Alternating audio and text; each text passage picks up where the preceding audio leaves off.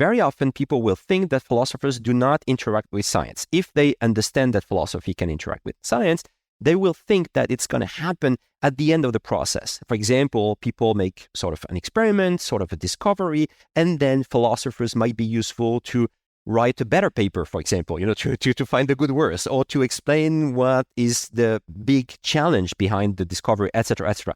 We think this is important, but we have seen by our sort of long experience now that we are much more useful if we intervene upstream. So if we participate in designing the experiment, for example, if we say, we have this idea, would that be possible to implement that idea and make something that would be different from what other labs do in the world by testing this or testing that?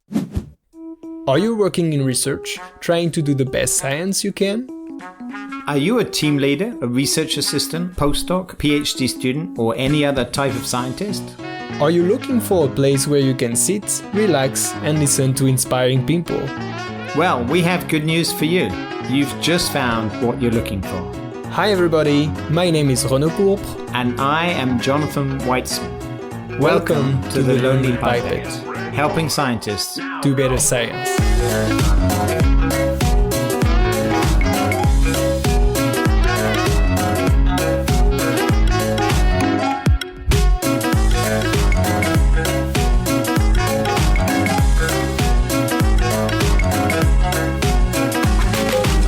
My name is Thomas Pradeu. I work in the philosophy of science at the CNRS and the University of Bordeaux in France.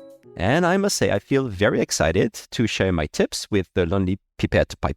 Thank you, Thomas. So Thomas studied philosophy at the École Normale Supérieure in Paris. He was a visiting fellow at Harvard University before embarking on a PhD on the philosophy of immunology with Jean Gaillon and Edgardo Carosella. He was an associate professor in philosophy at the University Paris-Sorbonne before joining the CNRS in 2014. He then moved to the University of Bordeaux and founded the Conceptual Biology and Medicine team, which was supported by an ERC starting grant to study the microbiome and biological individuality. His research, published equally in Science and Philosophy of Science journals, deals with biological individuality and especially immunity cancer interactions and immunity microbiome interactions. Thomas is the coordinator of the Philosophy in Biology and Medicine International Network, the Phil in Biomed, and he was a CASBS fellow at Stanford University, California in 2020. Thomas, thanks for coming to share your tips with the Lonely Pipette. Thank you so much for the invitation. I'm very happy and excited to be here. Yeah, you have to choose only one adjective. That's really complicated. Thank you, Thomas. It's an honor to have you in this podcast. You are, and you should be proud of this, you are the first philosopher we have in our podcast. And we will talk more about this and discover a bit what you do. And we believe it's going to be very interesting for our listeners. I'm usually asking always the same question. People should, or maybe they are bored of it, but I'm not, because it's a very important question for us. It's your origin story, like a superhero. So can you tell us how you decided to become a scientist? Well, it's a very slow process, especially when indeed you start with philosophy and then go to science. So clearly there was something of a sort of tension in my mind when I was younger. I loved science and I loved philosophy. And as you know, in France, those two things are pretty different. So if you go to philosophy, you're kind of not necessarily anti-scientist, but different from a scientist. And then, so I did philosophy in a very traditional way, as Jonathan just said, at the École Normale Supérieure and the Agrégation, which is one of these crazy exams we have in France. And then I really decided to go back to science. That was very clear in my mind, especially when I chose immunology, because I loved immunology in terminal, so in high school. And I decided to really go back to immunology for two reasons. One was that I really liked that part of science. I thought it was super complex and super interesting because it was complex. And the second thing, to be honest, was that I was truly bored with the way philosophy is done in France, in the sense that philosophy is mainly about talking about other philosophers. So this is a very inward-looking discipline, and I think it wasn't for all its history, and it became something like that in the last maybe 100 years or so. And I really wanted to talk about something which was a big concept, but that would be related to the science. So that's really what drove me to the science, was really like using philosophy as a sort of entry point to then go back to science, and in my case, biology. And if you hadn't become a philosopher or a scientist, what do you think you would have been? This, I have no idea. I guess this is often an answer you get, in the sense that I think many of us are kind of predetermined in many senses. I have never thought about what else I could do, even though I don't come from a family where people are scientists or philosophers for that matter. It's just that it was there. And I've seen many people in the last years, I mean, recently, who are doing some academic work and then they decide to do something else. And often it's difficult for, even though they have an incredible number of, things they can, their capacities are amazing. But I think many of us do that also because we don't see. Can't do anything else. and I'm sure it's wrong. It's just that, so I really can't answer that question. I think my experience is that I would have, I would have been happy in many different jobs. It's just that this is the one I chose, and I have very strong difficulties imagining myself right now doing something else. Also because, as you perfectly know, it's also a job of passion, and many jobs are jobs of passion, but that one is clearly one, and it's very difficult for me to answer that question. Sorry, I don't have a good answer to that. so you've never thought of leaving and doing something else? No. I was really, it was complex enough choosing, and in the end, I didn't have to make a choice, but choosing between philosophy and science, and also choosing between being a teacher in high school, which is the kind of normal fate of a philosopher in France, and doing some research. And in the end, I do all that, like, teaching and doing research and philosophy and science, but really navigating through this was difficult enough. And also, just imagine, when you say you start a career in science, your family is normally a little bit happy about it, even though they can be unsure about what's going to happen to you. But just imagine when you say, I'm going to do philosophy. I mean, my father is an engineer, and it's not exactly what people expect when you say, I'm going to do philosophy. So that was complicated enough to navigate that, I didn't have time to really think about another thing I could really do. Great, thank you. So as I said at the beginning, you're the first philosopher working. So this is with biology, because I know that there is Jonathan told me just before that there is a difference between philosophy of and philosophy in biology.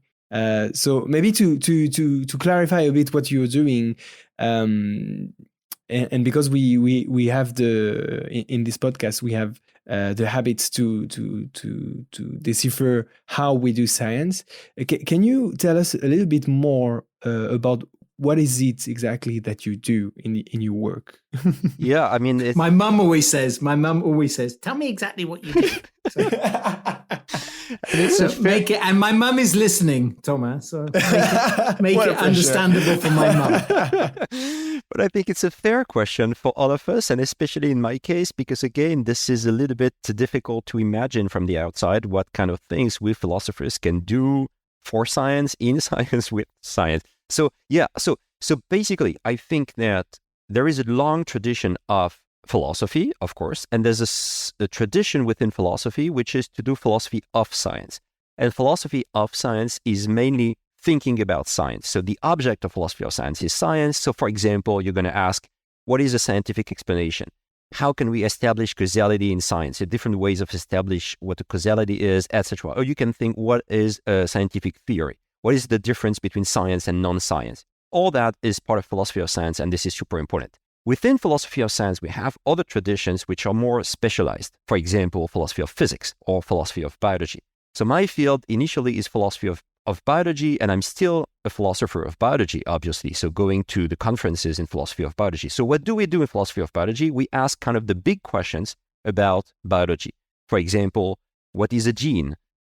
what are the different definitions of fitness and what difference does it make to adopt one definition or another. So this field has different origins, but one important origin at the international level is the 1960s in the US mainly, where people really gathered and decided to create, with biologists, in fact, philosophy of biology. So for example, Ernst Mayr, Dick Lewontin, these people were very instrumental in creating philosophy of biology as a field. And interestingly enough, philosophy of biology was built a little bit in tension with all the rest. So philosophers of biology did not really like analytic philosophy. So like the philosophy that asks the, questions about just concepts in the abstract. They really wanted to do something that was close to the science. Also, they were a little bit skeptical on what they call the imperialism of philosophy of physics. So they thought there is this idea that when you do philosophy of science, it's necessarily about physics because physics is supposed to be the queen of all sciences. And they decided to do something different. So I'm clearly part of that, and a very big name in my field, of course, mostly unknown by scientists, but a very big name was David Hull, Hull, and he was really a philosopher involved in scientific work to the point that he became the president of one of the main American Society in Taxonomy, for example. So you see, he became sort of a scientist and a philosopher. So that is the general context. So then we decided some years ago to create a sort of subset within this subset. It's the idea that not to create it, rather to describe it, because it's been around for a long time. Among philosophers of science, some are philosophers in science. What does it mean? It simply means that in addition to talking about science and the way it is done and the way it is practiced and the big concept, they want to intervene into science. They want to be actors in the science. So what they do is to go to the scientists very often, or at least to the science, and they will get involved in the science. They will, for example, write a paper, which is a way of saying, you have been talking about that in science.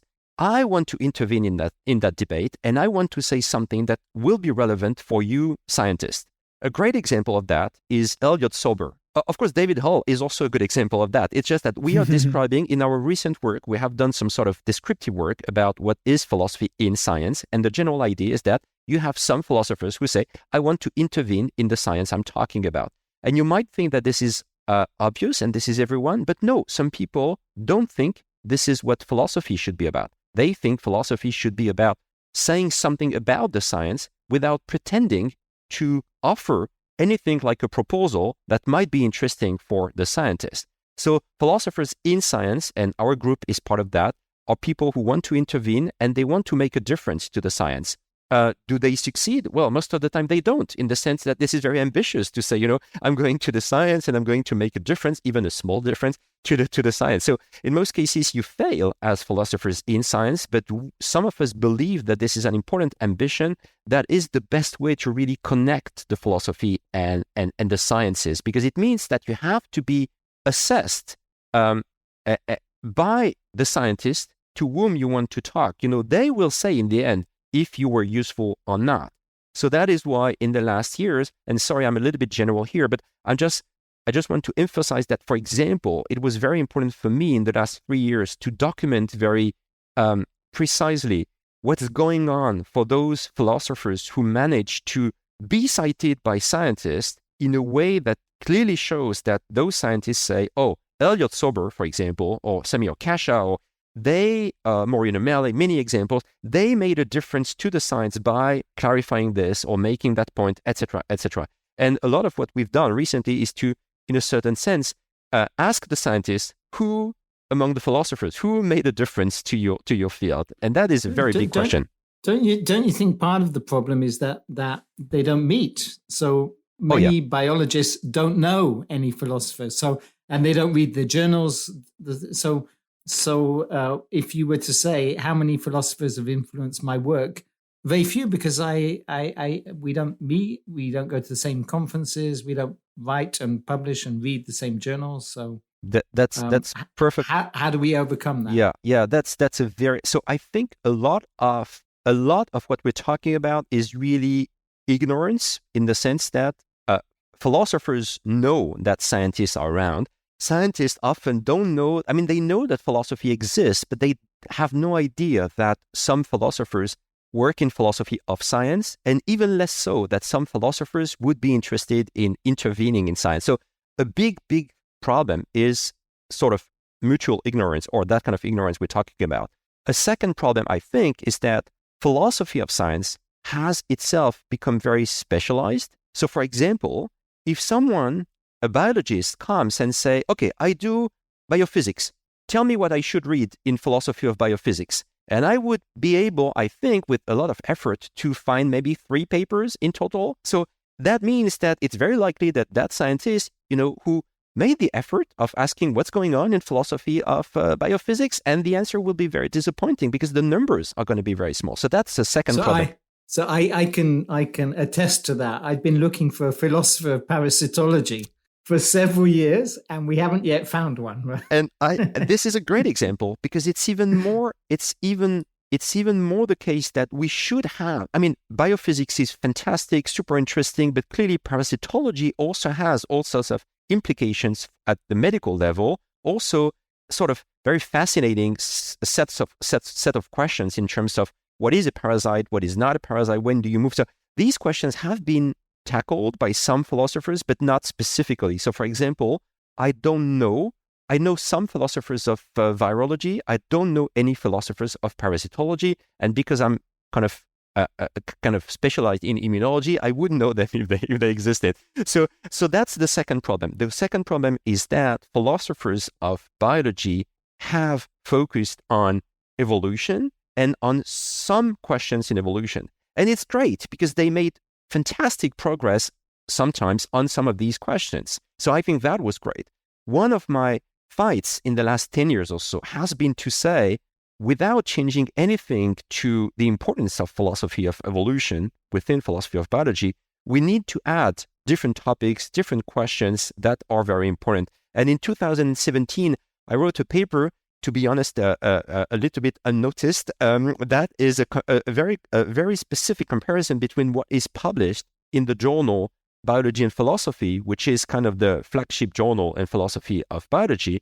It's been there since 1986, and it was created by my gurus, so the whole community reads that journal. And I made a comparison between the biological topics, which are examined in biology and philosophy, and during exactly the same years, the biological topics examined in the PNAS, so the Proceeding of the National Academy of Science. And the gaps are super interesting. So basically, it's a sort of 60% of evolution in biology and philosophy and about 5% in PNAS. And the 95% of the rest can be philosophically very interesting and very relevant. So we have this gap, which I think is very important. And the third aspect, I think, about what you were saying, Jonathan, is really that there is a skepticism from scientists. So some scientists do make the effort of having a look about what's going on in philosophy. They find some people who work. So they find their sort of philosopher of parasitology. So they find it, for example, in philosophy of physics or in philosophy of quantum mechanics.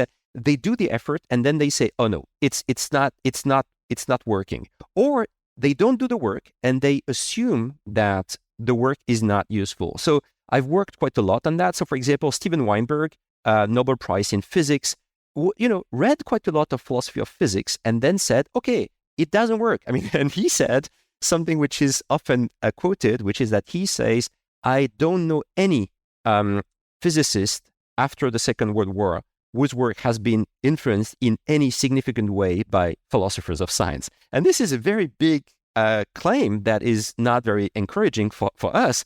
Fortunately, other people have said very different things. Einstein said, for example, that history and philosophy of science was absolutely crucial for physics. So we have this sort of fight within the sciences where scientists often ignore philosophy. And when they hear about philosophy, they are often very skeptical on the possibility for philosophers to be useful for the science. So could I ask, just in order to try to really push this, because I'm really I don't know about philosophy, and I'm not skeptical. I'm absolutely hugely curious about that, because I believe that it could be another tool to help scientists. Could you give us an example, for example, that you have seen, that how a philosopher, you or something that you have seen, have helped a scientist in that way? Yeah, there are many different ways. One of the most frequent and one that works often very well is intervening in a controversy where things are in fact unclear. So one of the big successes of people like David Hall or Elliot Sober or Samir Kasha, people are already mentioned before, was to intervene into the debate over units of selection. So there was this debate, very important debate about units of selection and group selection in evolutionary biology in the 1960s and 1970s.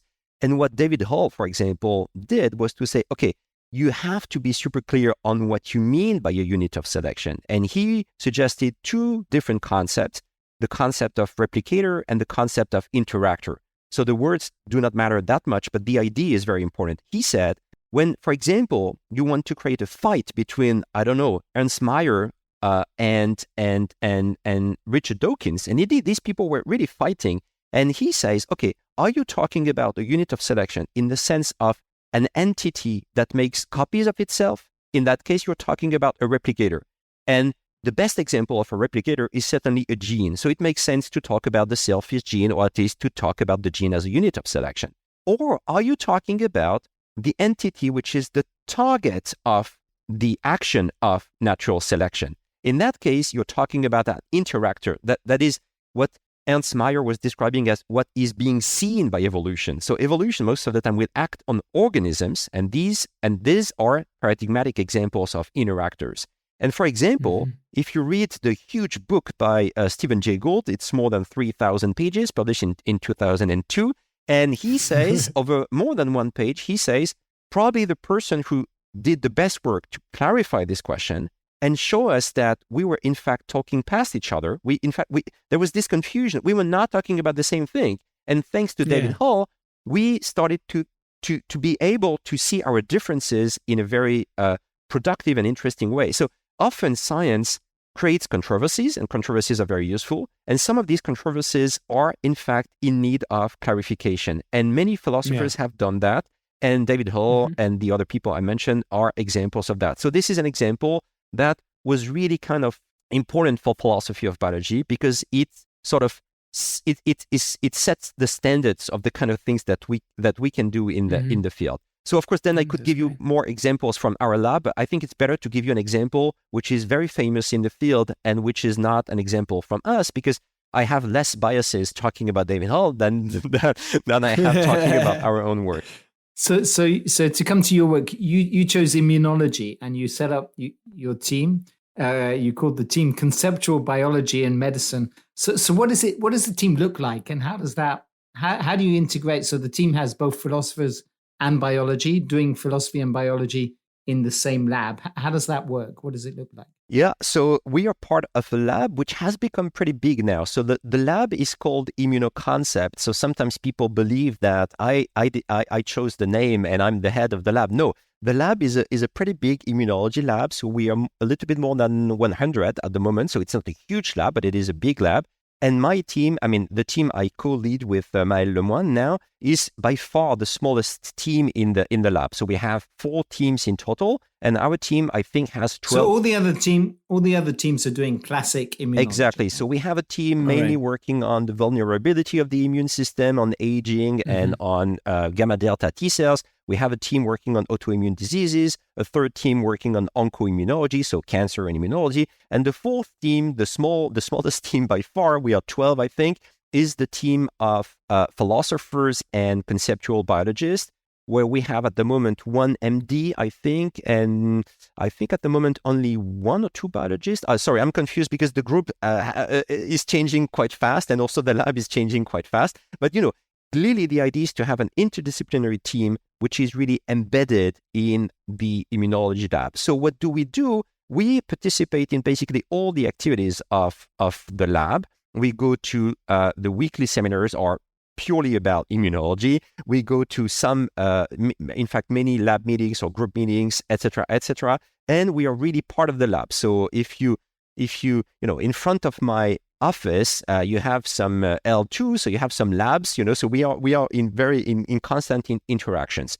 one thing that we try to do, which is very important, is to intervene in science upstream. So that's one of the main ideas that we think are very important. Very often people will think that philosophers do not interact with science. If they understand that philosophy can interact with science, they will think that it's going to happen at the end of the process. For example, people make sort of an experiment, sort of a discovery, and then philosophers might be useful to write a better paper, for example, to find the good words, or to explain what is the big challenge behind the discovery, etc., etc. We think this is important, but we have seen by our sort of long experience now that we are much more useful if we intervene upstream. So if we participate in designing the experiment, for example, if we say, we have this idea, would that be possible to implement that idea and make something that would be different from what other labs do in the world by testing this or testing that? So we've done quite a lot of that. And especially, I must mention this sort of institutional aspect, which I think is absolutely crucial. In the last years, I've supervised students who are biologists, and that was great. So what we do when a biologist wants to work with me, we co-decide what the exact topic is, and then I find a co-supervisor who is a scientist, if possible in the lab, because it's much better. If not possible, then elsewhere than our lab. And we co-supervise that student in a way that forces us to interact and forces us to be productive by intervening upstream in the science and deciding together what to do in the science. So I can be more concrete here. Recently, I had a student. She was great, coming from biology, interested in all sorts of questions in history and philosophy of science. And what we did was to work on the old hypothesis in cancer biology, which is called the seed and soil hypothesis. And the seed and soil hypothesis was framed at the end of the 19th century by Stephen Paget in the UK. And he said, basically, we tend to think of cancer as a question of seed. So you have these cancer cells or cancer something, and they disseminate in the body depending on their attributes, the attributes of the cells. And he said we should pay as much attention probably to the soil than just to the seed. We should pay attention to why, for example, some tumors are going to disseminate rather to this organ rather than to this organ rather than to that organ. And he said probably some soils are more congenial, he says, than others to sort of welcome this metastasis in the metastatic process. And this idea was a little bit forgotten until the 1980s, where Fiedler, among others, but Fiedler played really had a very important role there, because he thought he had a great idea, and then he found out that there was this paper by Paget, and he said, "Oh, the guy, And he also said something which I really like, which is to say that in the Jewish tradition, you never invent something. You always find something that has already been said by someone else. And he was like, "Oh, no, that's the way it works." So he talked about Paget, and really, like, Paget made a return into biology, but not so much in immunology. So what we did was to say, okay, what kind of new? First, we tried to clarify what Paget wanted to say, and the way Paget's hypothesis has been reinterpreted in the 1980s and 1990s. And we showed that there was kind of several gaps here. So what Paget said was not exactly what scientists said he had said. And it's always like that. When people use history of science, it's part of their history to make a point, always they transform what the initial scientists say. That's perfectly normal, but that it's important to document. And then what we did was to think about new possible experiments we could do in immunology to see to what extent the seed and soil hypothesis could be revisited by immunological work. So what we did was to co-supervise with my friend and colleague Nicolas Larmonnier, a specialist of cancer immunology in the lab. We co-supervised Alina, the student I was talking about before, and we decided to design experiments where the question was, to what extent can immune cells make a soil more congenial for the arrival of metastatic cells than the soil would normally be? The idea is very simple. It's the fact that perhaps some immune cells arrive in the metastatic site before the site is even metastatic, and it makes the site more metastatic or more prone to the arrival of metastatic cells than the organ would be. So it's a sort of a little bit counterintuitive, because people usually think of the immune system as something that would prevent cancer initiation and cancer progression. But as you know, in fact, the immune system has two very different roles here. often helping the cancer, and in other cases, preventing the progression and dissemination of cancer.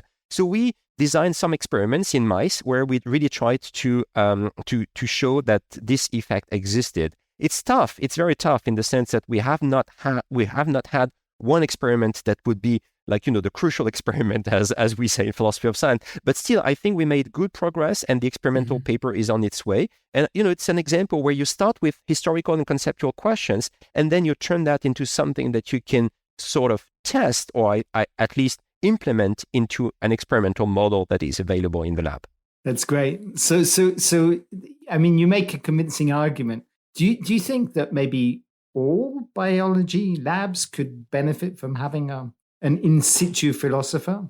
I think overall it's probably a good idea to have some philosophers. Then I would say it really depends on many factors, including the kind of knowledge that those philosophers have of what's going on in the lab. So both the discipline in general and also the specificities of each lab, because it's simply not true that a lab in parasitology will be the same as another lab in parasitology. You will see differences in the topics, in the questions. So you have to be familiar with what's going on in the lab. That's super important. You also have to have some biologists who are open-minded. They do not have to be exposed to philosophy in the past. They have to be open-minded, a little bit in the way, Renaud, you said before, I'm often interested in seeing new things, and that is extremely important. So never send a philosopher in the lab where at least the PI and, if possible, several other people in the lab are open-minded. You have to prepare for the seeding. Exactly. And I would really. That fits very well with your metaphor of the immune cells. That exactly. Prepare so for maybe what we could do is to send philosophers like me just for 1 week and check if the lab is ready to welcome. Thomas, we're doing it here. We're preparing the ground for seeding philosophers. You're right. I mean, that's a kind of question I had, because in now that I'm working in science communication, I see that sometimes institutes open the gates to artists, like some kind of résidence, we say in French. I don't know how we say it in English, but artist in residence, residence too. So it's like 1, 2 weeks, 1 month, 3 months, open gates for those to discover. I can hear for what you said that it's difficult to have consultant consultant philosopher for labs, because you need to know what happened in the lab. But have you heard of this kind of, residence for philosopher? Or? Yes, in fact, it exists, and this is very interesting. And it's also a little bit different, exactly for the reason that you just said. It's a little bit different from what I was talking about, in the sense that in that case, what you can do is really to build, for example, a case study, a scientific case study that will be very useful for your philosophical work. For example, there is a trend in recent philosophy of science called philosophy of science in practice. And a lot of these people, what they did was to go to science labs, and they use the lab in a certain sense to make observations and to make a point about philosophy of science, or a practical point about how science works, etc., etc. For them, it's very relevant to go to the lab in sort of residency and spend there 3 weeks, 4 weeks. Often they will make interviews, etc., etc. But pay attention to the fact that most of the time they don't want to do science. They want to do sort of anthropology. It's closer to anthropology. And indeed, the philosophers of science in practice I have in mind, they've learned quite a lot about ethnology, anthropology, all these fields, because these fields are used to do that. They have a long experience in doing that. So they've learned quite a lot in the social sciences, anthropology, etc., to do that very well. And I think their work is super interesting. But most of the time it's different, in the sense that they don't want to publish a paper in a science journal with scientists. They want to do their own work and to study what's going on in that scientific lab. I forgot to say something which is obvious for me, but not obvious at all, probably. Our main activity is to publish papers in science journals. So what we do is to publish more than 70% of our papers are in science journals. And what difference does it make? Well, it's a huge difference, because instead of talking to your colleagues in philosophy of science and to be evaluated by editors and reviewers in philosophy of science, you are evaluated by editors and reviewers in science. So you send a paper which is anonymous, Nobody knows you're a philosopher or part of a group of philosophers, and you submit that to a science journal, and they will assess your work on that. So you see, it's completely different. And residency will not do, in the sense that, residency will do if, for example, if I go in residency to another immunology lab, that can work very well because I know already immunology and I'm already part of an immunology lab. But the kind of work I was talking about before, for example, co-supervising a PhD in biology with a biologist, requires very long-term work. And to be honest, the kind of things that we do, the kind of things that Lucie Laplane does at Gustave Roussy, another philosopher you might want to invite one day, the kind of work we do requires absolutely long-term work and a very good knowledge of the science we are talking about. So we have to be able to participate in lab meetings and say something about the science that is relevant for the scientists. So Tom, I know we've discussed this in the past. Do you think philosophers would consider that you have abandoned your philosophical culture and that actually you're just an immunologist? Yes, this is, in fact, this is always very difficult because you are always fighting, when you're in my position, you're always fighting with the kind of ignorance and skepticism on the side of scientists that we talked about before. So you always have to make you a little bit visible, not super visible, but a little bit visible so that they know that you exist. And then you have to fight the kind of skepticism, which I think is a very healthy skepticism. I don't think we should say philosophy is constantly and massively useful to the science. We have to constantly show why and how, etc., etc. And then you have to fight. Fight maybe is too strong a word, but you are confronted with those philosophers who say, if you succeed in intervening into science, then ipso facto, you cease to be a philosopher. And that, I think, is not true. And I think that, just to go back to the example of David Hull, once again, I think we have a great example of someone who is a wonderful philosopher and a wonderful scientist together. In which sense, the methodologies that we use are mostly philosophical methodologies. And just think about the work of David Hull or my work, much more minor, but on individuality. Individuality is clearly one of the most important questions of philosophy. It's a massive question for Aristotle, for example. And Aristotle constantly uses biology as a way to address the question of individuality. And many people have proved that the metaphysics of Aristotle on individuality, in fact, is dependent on his thinking on organisms. Aristotle was a wonderful biologist. It's easy to make fun of what he did, but he was a very important biologist. And in a certain sense, what we do is to just continue this tradition. Maybe we are clearly less good and less important than Aristotle, but we continue this tradition in which philosophy is about the world. Philosophy is not about talking about other philosophers. Aristotle talks a little bit about other philosophers, maybe 2% of his time, and the 98% is to create something about what is the world like, and he wants to intervene in the description of the world. And this is exactly what we do. I think the problem is on the side of philosophers, not on our side. We are just continuing a tradition which is very long. Philosophy in the 19th century started to be talking just about philosophers, and no great philosopher of the past has done that. So we are continuing the tradition of philosophy. They have studied something different, which is that philosophy should be about philosophers. And I think this is not true. You made me think of a slide that I often used at the beginning of the semester, where I quote Francis Bacon, who asks, what is a scientist? Is it a doer or a thinker? And he has the metaphor of the ant, the spider, and the bee. Yeah. So, and obviously it's you have to be a doer and a thinker. To be a scientist. Exactly. And I think we can be part of that if everyone understands what role we can have as philosophers in this general question. And then it raises the question of a sort of division of labor between philosophers and scientists. I think that is something which is very important. But to go back to the question, do we need philosophers everywhere? I would say it really depends, as I said before. And also, increasingly in the last 6 months or so, I've started to think that the real question is, what role should foundational thinking play in science? And by foundational thinking, I mean the sort of reflection about the conceptual, theoretical, and methodological foundations of science. What I mean by that is that some scientists do that, and they do that very well.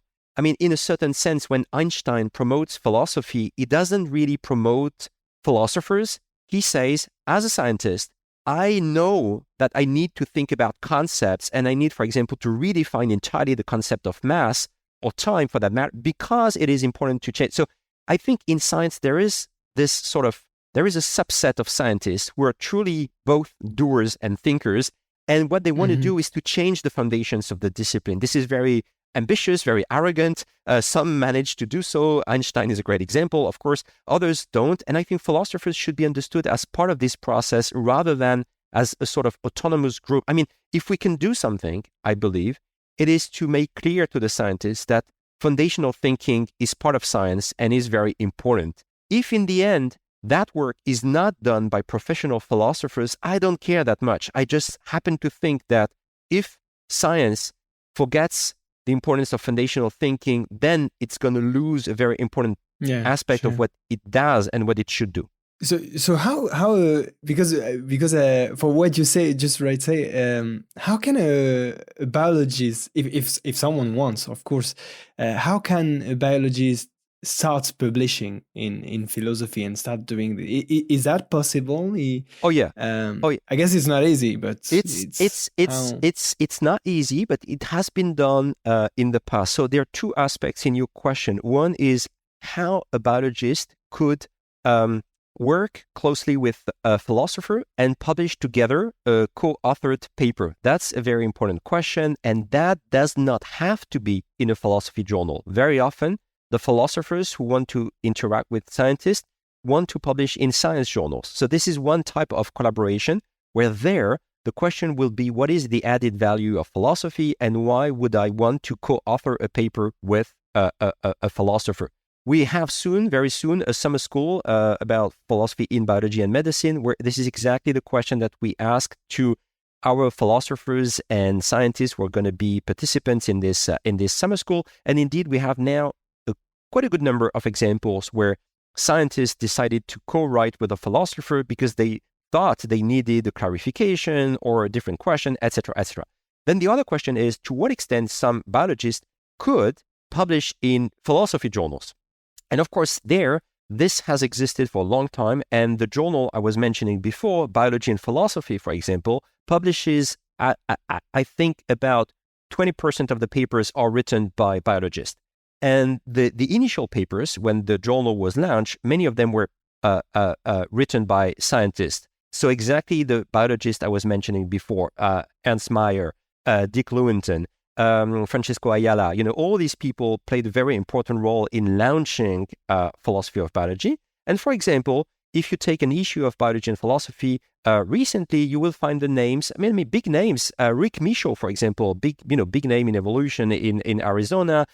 Those people sometimes decide to publish, John Maynard Smith published before, his dad published several papers in Philosophy of Science journal. So very big names in the field, sometimes often because we ask them, to be honest, but also because sometimes they feel the need to say something more conceptual than they usually do, will publish in those journals. So it's perfectly doable. Mm-hmm. The only question is, to what extent are you going to raise a sort of a big picture question about your field? So if you have something very specific to say about one particular parasite or the process of the epigenetics in that parasite, it's not for a philosophy journal. But if you say, I'm really trying to think what is the demarcation criterion between, for example, symbiosis and being a parasite, or if you want to say those things are perfect for a philosophy journal that has some interest in science. So the only problem then is, to what extent do scientists want to do something like that? You have to know that one of the highest impact factor in philosophy is about 2 or 2.5, I think. So a very big obstacle is so that's also why it's often already very well established and famous scientists, because for a young person, it's a little bit costly to publish in a philosophy journal. It takes time, and in terms of career, it's not that obvious. So I would say it's also something to think about with people like me and many others who are used to that kind of interactions. And you have to find a collaborator, right? Yeah, exactly. So sometimes, as I said, sometimes scientists published in those journals on their own. So, there are papers of, it's just that you have to think that you have a a sort of big picture question that will be of interest to the philosophers. But you're right, often people will try to find a collaborator, and then they will try to find if there is a philosopher of parasitology or anything like that, and then they might be a little bit disappointed. But this is something we're working on. So can you tell us a little bit about how important mentors were along the way? The people who mentored you, were your mentors more biologists or philosophers? And what did you pick up from them that you then use in your team now? Yeah, so it's clearly it was very important for me to have mentors. Clearly, Jean Gaillon, so my PhD supervisor, was absolutely central in my thinking.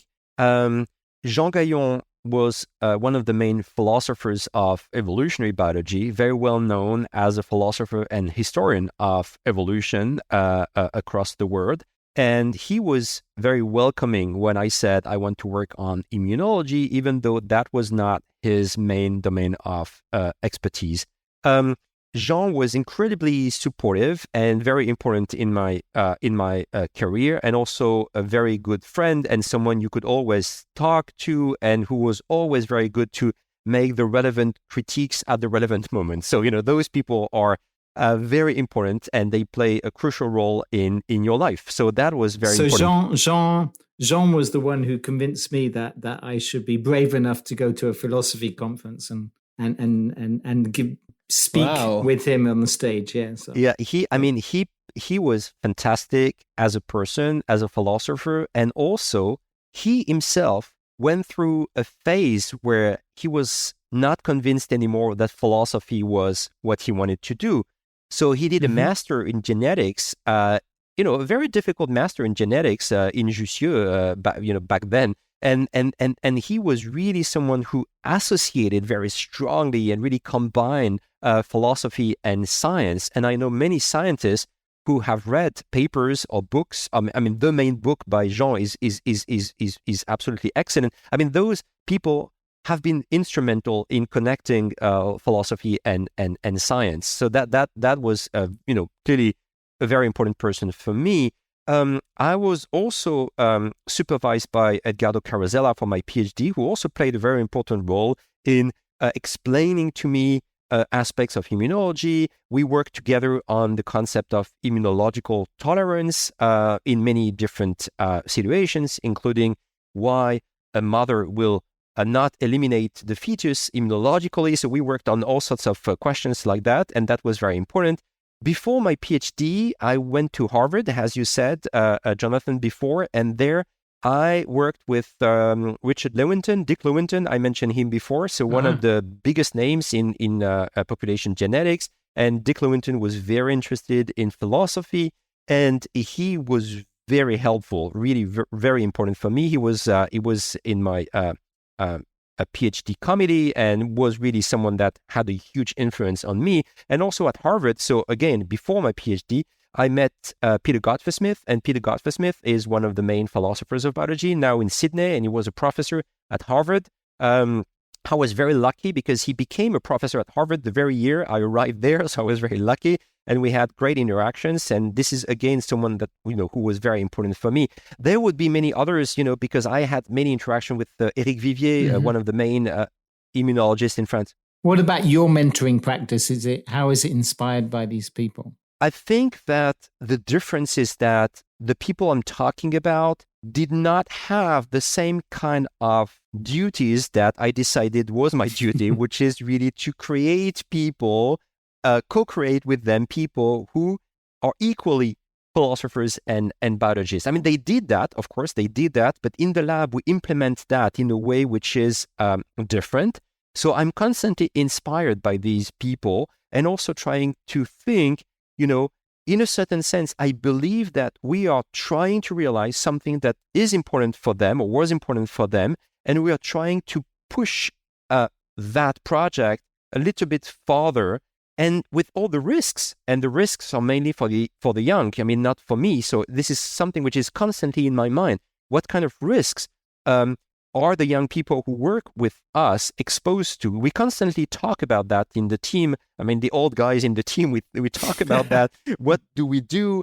What kind of risks, etc., etc. I think in a certain sense, we are realizing that project. And I think this is the best way to honor these people that, who were so important for me. At the same time, we are taking a risk. And I'm always thinking, what would Jean do in a situation where someone, for example, realizes that she's not completely happy with what's going on, because the kind of things we do are very difficult. So they inspire me not just because my career, of course, is very much a sort of a continuation of what they did, but also because I've decided to try to do something which I think was there in their mind, and we're trying to implement it in practice. And Jonathan, you mentioned before the Philin Biomed network, so philosophy in biology and medicine network.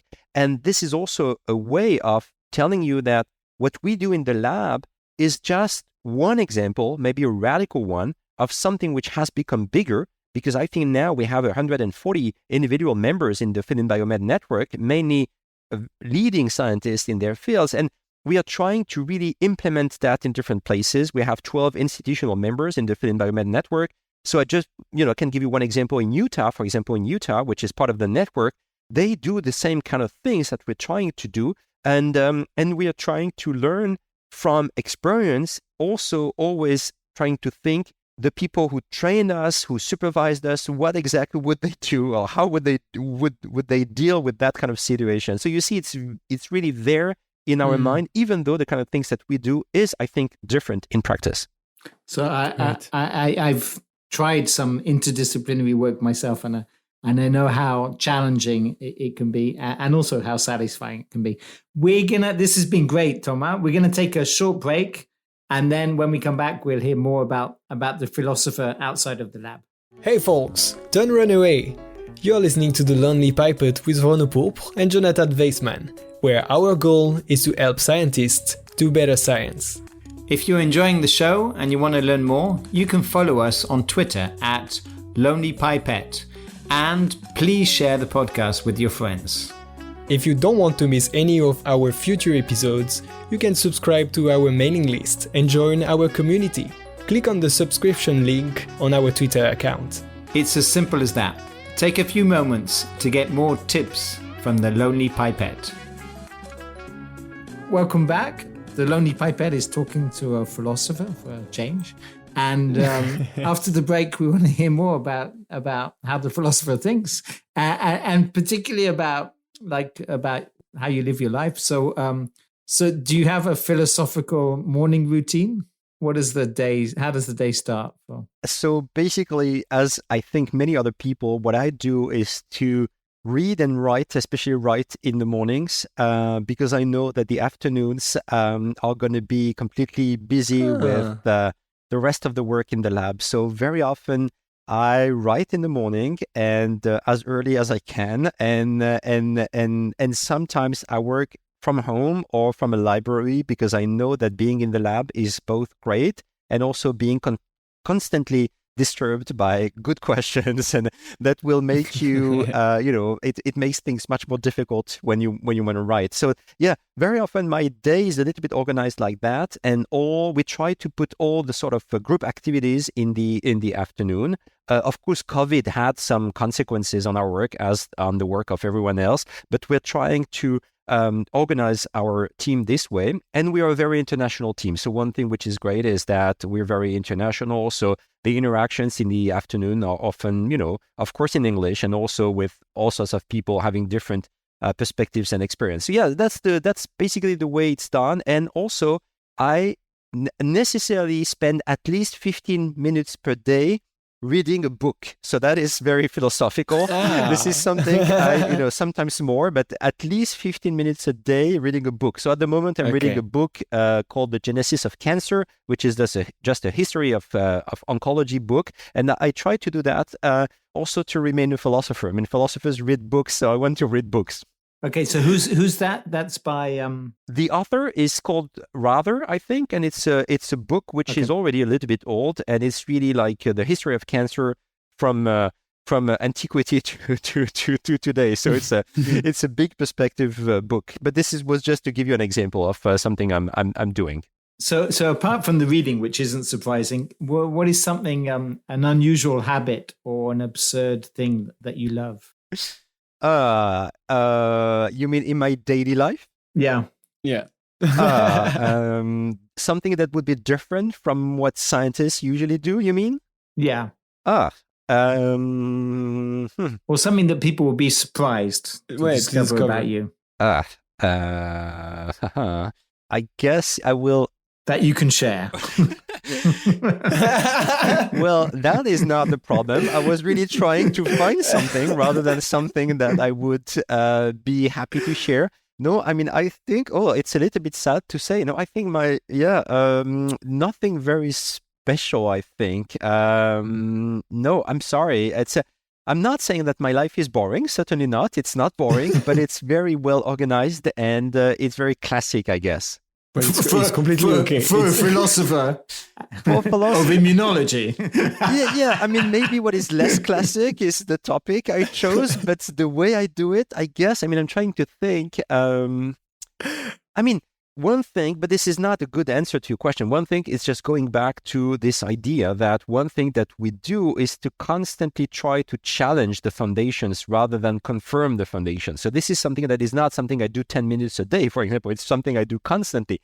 The idea being that Do you do that at home as well? Are you always challenging everything? well, you mean like the family and all the rest?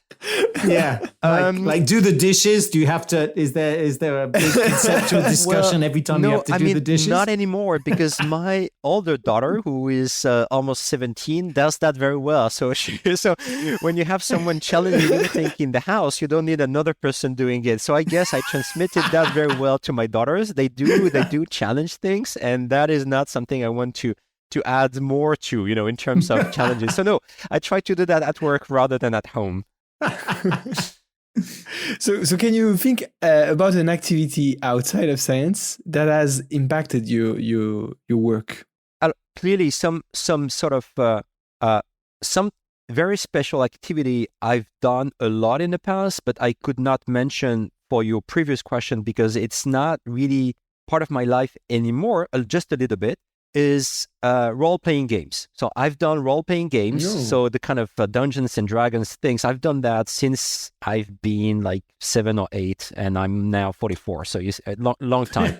So it's been really something important for me because it is about imagination. And from this point of view, it's extremely different from science because it's mainly about imagination, but it's also a very verbal game in the sense that you constantly say what your character is doing in the story. So it's very good for imagination and also very good for interactions. And for someone pretty shy initially like me, it was very important to use language as the main means for which I'm going to do my activity. And clearly today, for example, a huge difference between me and a scientist is that I talk rather than I would do experiments, for example, in the lab. I don't do that. I help people to design their experiments, etc. So language, of course, is important for all philosophers, but has been very important for me.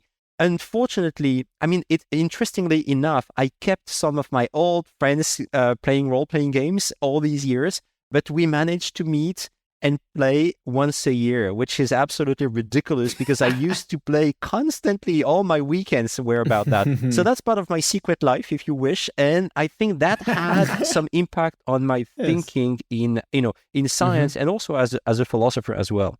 Wow, great. So you're reading, you were playing role play games, you're traveling, you're meeting people. So how do you balance your work and your personal life? Is there a secret tip from a philosopher? No, unfortunately, I would love to know if in previous discussions you had.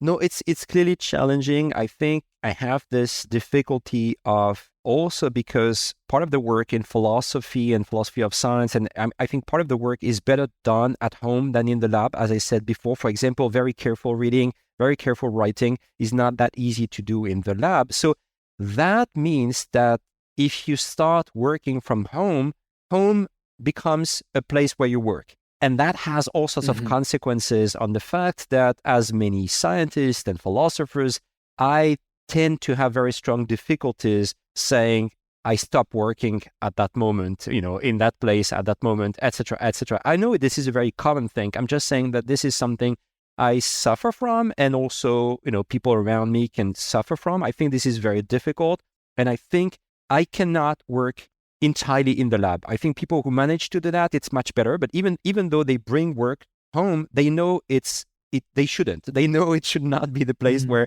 they're supposed to work. And there's nothing like that for me, and that is really a problem. So in terms of balance, I think it's complicated. I think, and also my partner is also in the academic world, so it makes we manage to organize pretty well in terms of, when she goes somewhere, I will stay home and manage and deal with the kids and all what you have to do in that. But I mean, that kind of balance, I think, is one of the most important questions for all of us in the academic world. And I also think that we need to change our expectations from this point of view. I think we have expected too much from the young. I think they want something different in terms of life balance. And I think they're right. And we are not too good to deal with that because we come from a period where things were different. Just a very clear example, very well known. Philosophy has a huge problem of gender. Philosophy is one of the worst fields in the world in terms of gender balance. It is absolutely normal for a philosophy department to say, oh, let's meet on a Saturday morning, or let's meet at from 6 to 8 p.m. in the afternoon. And that is crazy. And I mean, I try to fight a little bit against that, but I'm also part of the problem. I think we really need to keep the idea that, of course, when you commit yourself to that kind of job, you have to work. Of course, it's a lot of work. It's very demanding, but we have to do something much better than what I think we have achieved, my generation, in terms of work balance. So it's not a precise answer. It's just that I think I'm very open to the critique that the way we are doing it is not right, and we need to find something better. So a very vague answer, but I can hear your 17.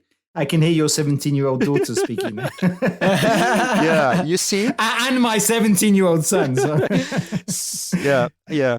So, can you think of an individual, either real or fictional, that has particularly inspired your life and your work, or your work? So it's a little bit repetitive in a sense, but I think that Dick Lewontin, whom I mentioned before, I think was extremely influential on me, as he were on many other people. So I'm not saying here there is anything special. When you meet that kind of person who is so clever, so knowledgeable, so open to really to you as a person. So I mean, when you are Dick Lewontin, you could imagine that you would just talk about your work and say the same things again and again. Instead, he was someone who would really listen to you and pay attention to what you're saying and try to help you building something. I mean, that kind of person, I mean, that is fantastic to meet those people. And I very often, he died recently, as you know, and recently we had a sort of festschrift, gathering people who knew him and worked with him. And that was great. So yeah, it's not very original probably, but that is the kind of person that, who was, extremely influential on me, also because he was, involved in society. He was politically involved. He was writing for the New York Review of Books. I don't do that, but I admire that. I really admire that. And I think that he was incredibly successful in doing all that together. And I think it's a model from this point of view that I would love to I mean, I will never be able to do that, but I think it is a wonderful model for me to keep in mind. Great. So if you had $100 million or euros to spend in science, how would you spend them? But not an experiment, because we also know that you don't do experiments. I don't do experiments myself, though I would have some ideas in terms of spending the money for experiments. But yeah, I mean, more generally, I think I would definitely implement something like a sort of Institute for Advanced Studies. So a little bit, so where I was at Caspus last year, it is one of those Institute for Advanced Studies. I would do one that would be definitely centered on foundational thinking in science, as I said before, which is in a way what some Institute for Advanced Study do, in Princeton and other places. But I would do something where, because the money, would be there, I think let's assume that the money is not taken from people who need it very much. Let's assume it's a fictional scenario where we can imagine that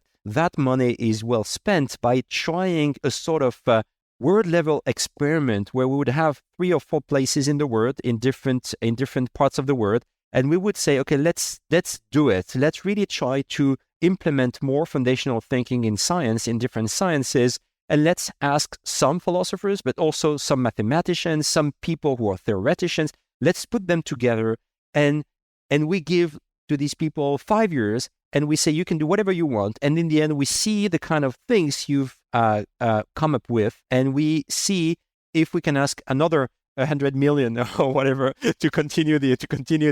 I would really love to do that, because my feeling is that many scientists know that science as it is currently done is great, but also faces of all sorts of problems. Deluge of data without necessarily the time to think about the data, without necessarily having the kind of frameworks that will really make sense of the data, etc. So I do think that many scientists feel the need for that, and with the money you're talking about, I would really try to implement that kind of things and see how it works. Okay, great. So can I ask the question the other way around? If you were to have, can you think of a purchase of less than 100 euros that has impacted your life? Well, philosophy mostly works with no money at all. So, really, and so water, a bottle of water. We don't need much. So what kind of, then it could be, the kind of, people I met, etc. So going back to that, so that is really something which is not costly and had a huge impact. So I don't know. So, again, because I've been lucky enough to be given quite a lot of money for philosophers. So you mentioned the ERC project, but I do think we use the money quite well. But I also think that as mathematicians and a few others, we can do good work without money. So that I think is a huge difference, because the kind of question you're asking is, I think, very challenging for a biologist who does experiments, because in that case you need a little bit of money. In my case, there are many things I could do with a very small amount of money or no money at all. So could you identify an apparent failure that set you up for a later success? I guess the kind of intervention into science that I did had to be a failure at first. First, because I was not probably, good enough in what I was doing, and also because scientists are incredibly conservative, and I think many of them are skeptical with regard to philosophy. So just to give you one example, when I started to work on a philosophy of immunology, I think I had some failures. So for example, I remember someone writing a paper which was basically saying something like, with philosophers like that, don't be surprised that immunologists will produce many antibodies against philosophy. It was basically, that was the idea of the paper. I think that was a failure in the sense that, but it also showed me the kind of expectations that scientists had and the kind of ways I could really go around that kind of, carefulness or skepticism. And so I think those kind of failures are very important. So sorry, it's a very scientific failure, not something of my life, but I think that was very important for me to realize that the kind of people I wanted to work with and on and in, and were resistant to the kind of things, or could be resistant to the kind of things I was trying to do. So the other way around, what is an achievement that you're particularly proud of? I think it's very much at the institutional level. I think I really spent so many years trying to build those interactions between philosophy and science. I did that in Paris and was part of, curricula that were created and that really mixed philosophy and science. So we had this double licence, so sort of big curriculum in philosophy and science. That was important. And then coming to Bordeaux and being able to build that kind of philosophy in biology and medicine network, that I take as my main achievement. Also because I think that my own work, is not that important in the sense that it's just one example of something you can do when you put together philosophy and immunology. But I do think that it is more important for me to open up avenues, new doors, and new possibilities for other people who, for example, would say, oh, I'm not interested at all in immunology, but I want to do the same kind of things with another domain of biology and medicine. So I would say this is my main achievement. And now it's being recognized by, for example, by the CNRS, because we are an international research network. So I think that kind of work in the end pays in the sense that people realize that this exists.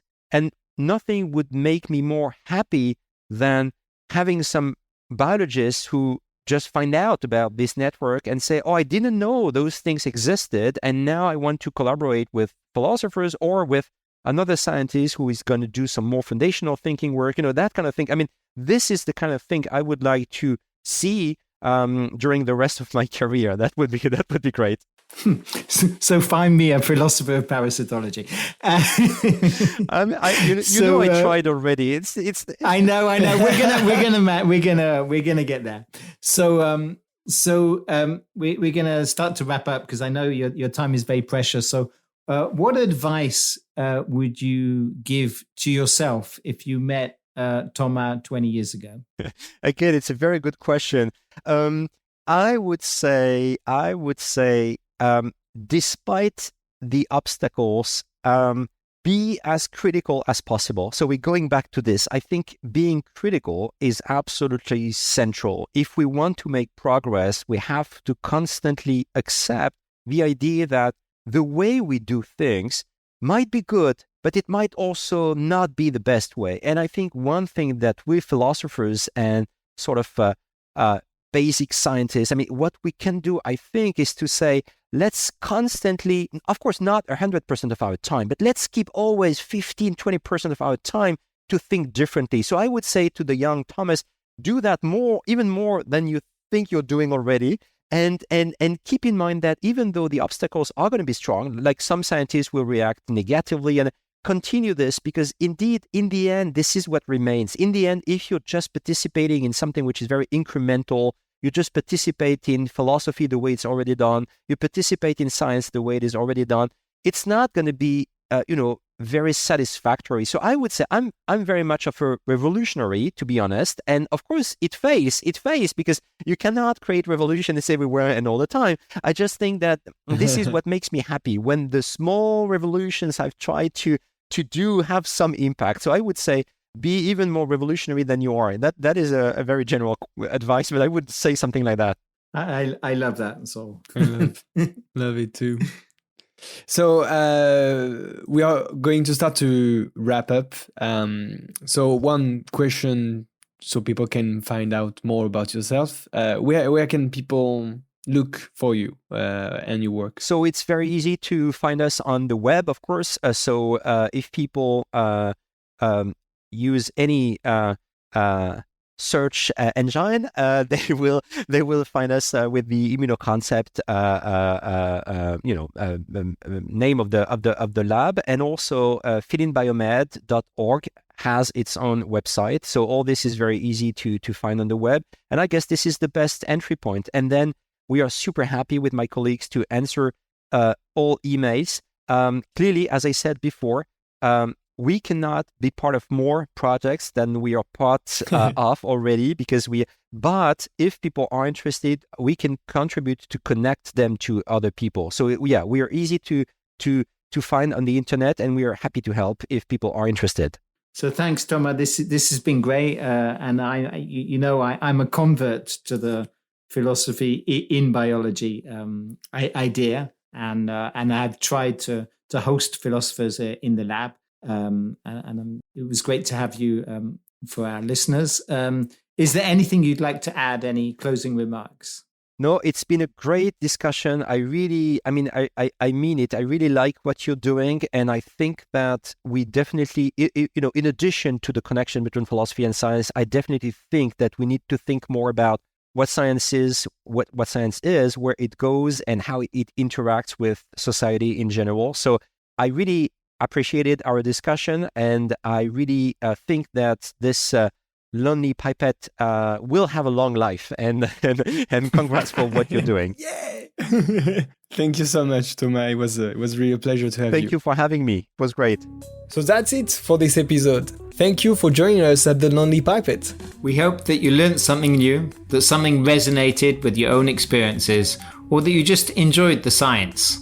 Let us know your thoughts on Twitter at Lonely Pipette, and please share it with your friends in the lab.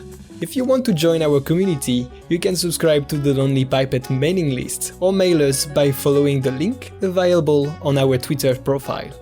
You will receive the next episodes directly in your mailbox. How cool is that?